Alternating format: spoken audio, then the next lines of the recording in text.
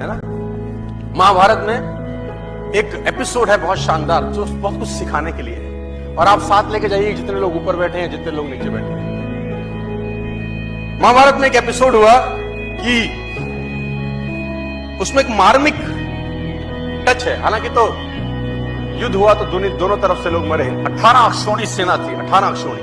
18 अक्षौणी का मतलब, अब डिटेल में समझाने का मत बोलना कि एक अक्षौणी में कितने रथ होते हैं, कितने हाथी होते हैं, कितने घुड़सवार होते हैं, अब मत समझिए, मोटा मोटा समझिए। 18 अक्षौणी। 18 में 11 कौरवों के पास थी, 7 पांडवों के पास थी।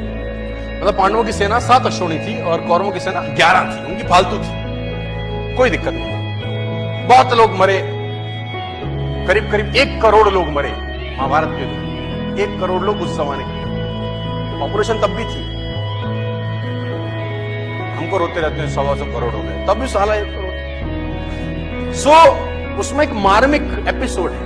मार्मिक एपिसोड यह है कि अभिमन्यु वध उसका सबसे मार्मिक एपिसोड है। अभिमन्यु को घेर के मारा गया। वो युवराज, एक युवक लड़का जो धनुर्धर था अपने पिता अर्जुन की तरह, उसको घेर के मारा गया उस प्रबल, और सबने मिलके मारा। और उसके अंदर कौरव पे सब बड़े से बड़े लोग थे। सब बड़े से बड़े लोगों ने अभिमन्यु को घेर के मारा। आपने ये जानकारी सुनी होगी, देखी होगी, कही होगी, कहीं ना कहीं पढ़ी भी होगी। लेकिन उस पर्टिकुलर एपिसोड में जो विलन बना उसका नाम था जयद्रथ। उसने अभिमन्यु वध तो नहीं किया, लेकिन मरे हुए अभिमन्यु को लातों से मारा। जयद्रथ ने मरे हुए अभिमन्यु पे लात मारी। वध में शामिल नहीं था, लेकिन उसने मरे हुए अभिमन्यु को लात मारी।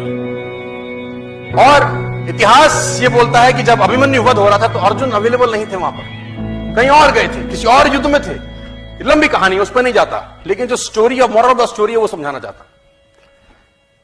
जब अर्जुन लौट के आए भगवान कृष्ण के साथ, तो उसको पता चला कि मेरे बेटे अभिमन्यु का वध हो गया। लेकिन उसको दुख इस बात का नहीं था कि मेरे बेटे का वध हुआ। बोला तो रण क्षेत्र में योद्धा तो वीरगति को प्राप्त होते ही हैं, लेकिन उसको दुख ये हुआ कि मरे हुए को जयद्रथ ने लातों से मारा। उसने अंजलि में पानी लिया और ओथ ली। शाम को पहुंचा था कि अगले दिन सूर्यास्त से पहले अगर जयद्रथ का वर्ण नहीं कर दूंगा तो अपने आप को जला डालूंगा, अग्नि में अपने शरीर को समर्पित कर दूंगा अगर अगले दिन सूर्यास्त से पहले जयद्रथ को नहीं मारा मैंने। अब जैसे ही उसने ये घोषणा करी, एक गोल रखा, एक टारगेट रखा, दोनों सेनाओं में हड़कंप मच गया। कौरव प्रसन्न हुए और पांडव उदास। कौरव इसलिए प्रसन्न हुए कि एक दिन बचाना है बस जयद्रथ को। अगर एक दिन बचा लिया, अर्जुन मरा, खेल समाप्त हो जाएगा। क्योंकि मेन प्लेयर यही, मेन प्लेयर तो वही था ना। और पांडव इसलिए परेशान हुए कि ये क्या कर बैठा, एक दिन न ढूंढ सके तो क्या होगा। अर्जुन गया तो खेल गया। और धर्मयुद्ध था, तो शाम को संध्या के बाद जब सूर्यास्त हो जाता था तो युद्ध नहीं करते थे। अगले दिन जैसे ही सूर्योदय हुआ, युद्ध की भेड़ी बजी और उस भेड़ी के अंदर अर्जुन और कृष्ण घूमने लगे जयद्रथ को। और कौरव भी कुछ छोटे मोटे तो थे नहीं, भगवानों से लड़ रहे थे, तो कुछ ना कुछ तो उनमें भी टैलेंट रहा होगा। उन्होंने जयद्रथ को छुपा लिया।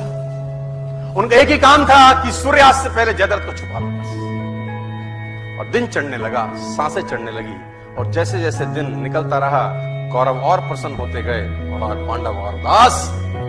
दोपहर निकल गई, युद्ध एक तरफ चल रहा था और अर्जुन और कृष्ण का रथ एक तरफ दौड़ रहा था जयद्रथ को ढूंढते ढूंढते ढूंढते ढूंढते।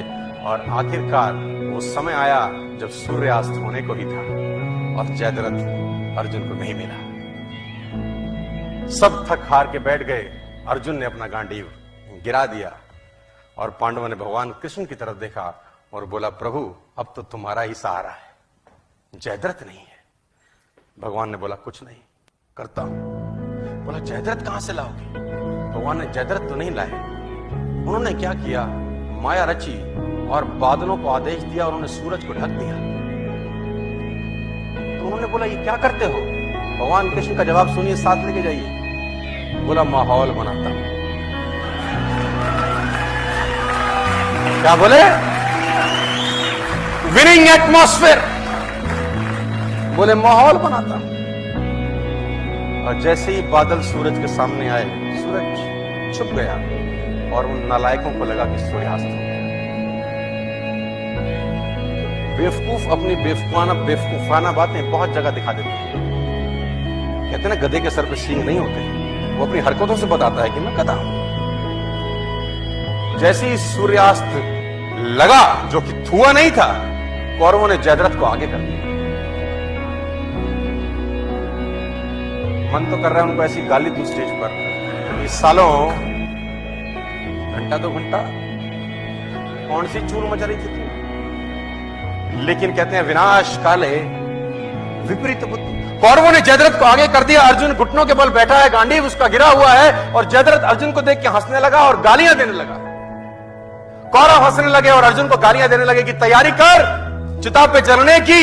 और जैसे ही जयद्रथ सामने आया, भगवान ने आदेश दिया और बादल सूरज के आगे से हटे और सूरज सामने हो गया। और जब सूरज सामने हो गया तो अर्जुन भौचक्का सा देखा, ये क्या है? उसने भगवान कृष्ण की तरफ देखा। भगवान कृष्ण ने बोला, देखता क्या है, जयद्रथ सामने है, उठा गांडीव और चला डाल। और अर्जुन ने गांडीव उठाया और तीर चलाया और जयद्रथ का सर धड़ से